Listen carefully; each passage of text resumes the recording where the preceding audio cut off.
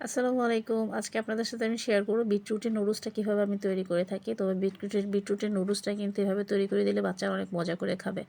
তো আমরা পরোটার ডোটা যেভাবে তৈরি করি, বিটরুটটা ব্লেন্ড করে ঠিক এভাবে পরোটার ডোটা তৈরি করব। যতটুকু পরিমাণ আমাদের আটা থাকবে বা ময়দা থাকবে ততটুকু পরিমাণ করে আমরা বিটরুটটা ব্যবহার করব। এখানে আমার 2 টেবিল চামচ বিটরুট লেগেছে, দুই 2 কাপ আটার জন্য। তো এভাবে রেডি করে আমরা মাঝখানে কিন্তু এভাবে আটা ছিটিয়ে দিতে হবে, নয়তো একসাথে লেগে যাবে এগুলো। আমি যেভাবে করছি। তো অন্য পাশে কিন্তু আমি এগুলো রেডি করতে করতে গরম পানিটা বসিয়ে এসেছিলাম একটু তেল দিয়ে। তেল দিলে এগুলো দলা পেকে থাকে না, আর আস্তে আস্তে করে এগুলো দিয়ে কাঁটা চামচ দিয়ে নাড়তে থাকবেন, তাহলে এগুলো একটু ঝরঝরে হবে।